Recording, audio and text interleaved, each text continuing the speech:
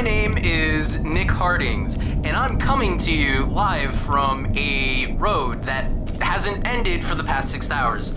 I'm headed towards Turlington, Michigan, and oh no, I forgot the time. Okay. Hi, my name is Nick Hardings, and I'm coming to you live from a dirty road that is very long and very winding. No, that's also equally bad. Okay, breathe. Hi, my name is Nick Hardings, and I'm coming to you live from within my car.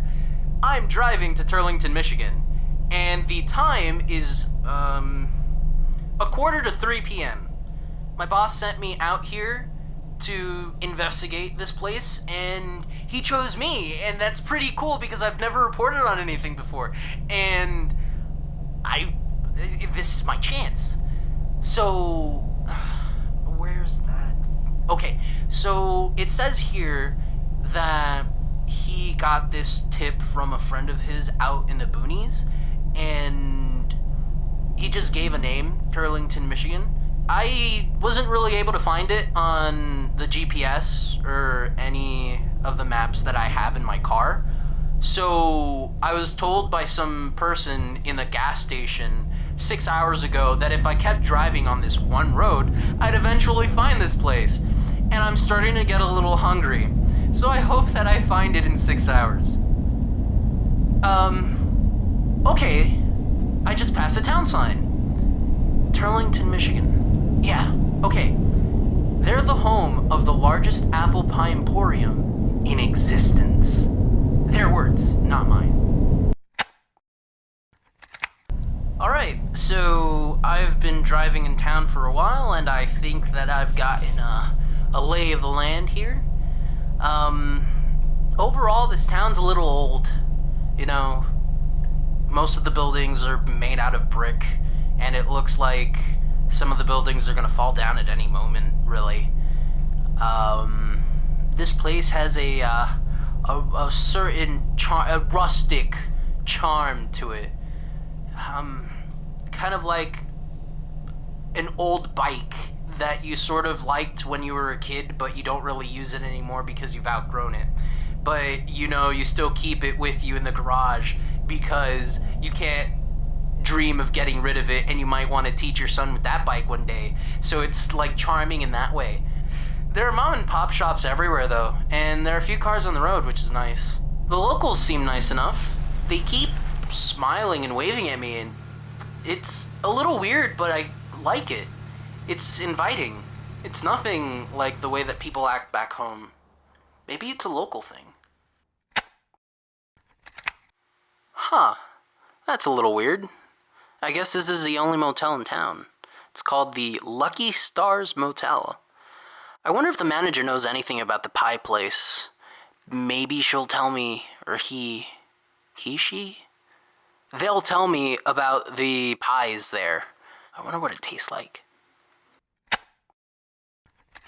I met the manager of the motel. Her name was Martha. I forgot to ask for her last name, but I'll get back to you on that one. She's a nice woman. She's very motherly, I guess.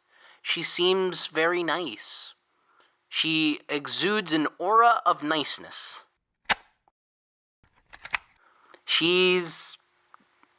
I don't know her age, but I should get back to you on that one too. She is pretty glad to have someone come into the motel. Apparently I'm her first customer in a while.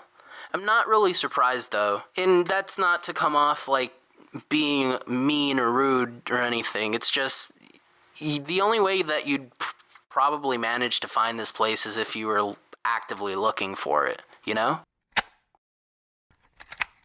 I'm in room 107. The room is normal. It's not bad, but I've had better rooms, I guess. Smells fresh like lavender and vanilla. TV's busted, but other than that, everything else works. Water feels hot enough. Guess I can't complain about that. Plan to look around while the sun's still up, and then some.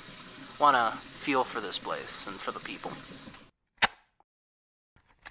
Alright, time is about 9 o'clock, give or take a couple of minutes. I finished unloading most of my things into the room, and by the time that I was done, I'd already burned up most of the daylight, which is a bummer, but what can you do, you know? Miss Martha knocked on my door and invited me over for dinner at the lounge to celebrate having a paying customer in such a long time. She brought pies from that pie place, and I swear, this is like the best pie that I've ever eaten. This pie takes the cake. Or would it take the pie? Anyway, we chatted for a bit afterwards. She told me of the town and about some of the people that I should visit, some of the people that I should avoid, even asked me what my business was in town. I told her I worked for a travel guide company. I don't really know what the people's thoughts are on the press yet, so I wanted to be on the safe side. You know, it's sort of like horror movie conditioning, really. Small towns with strange and reclusive communities. Yeah, at least in horror movies, they always have the character from some other part that comes in and is hated for their business in town or what have you. And it's always bothered me that the main characters never come up with safety precautions in case of this, you know? Because there must be horror movies that they've watched in their universe. You know, horror movies just can't not exist in their universe. They can't be that naive, right? Right? Anyway, I'm walking through the streets now, and the sky is really bright. It's filled with stars. All I can hear are crickets. The town's just dead. No one's walked by. Not even a jogger or a pet owner who has a dog that likes to be walked around at night. It's eerie. You know what? No, I'm walking back to the motel. It doesn't seem to be the right time and place.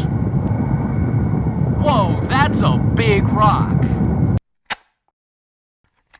Alright, there's a large obelisk or a monolith? No, okay. There's a large stone structure, and it's purple and glowing, and it has some weird symbols on it. I've gone ahead and drawn some of them down on my notes. I'm gonna go in for a closer look. Why is no one out here? This thing is huge! Can you hear it? It just erupted from the ground, and I don't know where it came from or what it's doing here, but it's just amazing! It stopped glowing, and the humming's gone too. I'm gonna touch it. It is my duty, as a reporter out in the field, to touch foreign objects that I don't wholly understand. My hand is getting close.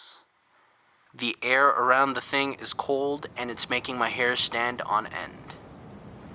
I am now touching the monolith. There's a tingly feeling going through my arm. The surface is cold too, and smooth like the way your hand feels on a fridge door or meat locker. Removing my hand now. Oh shit!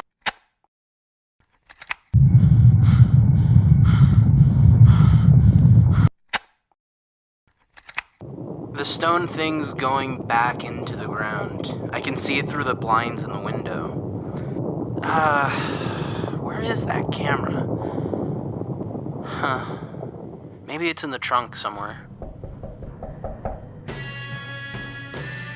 It's Martha.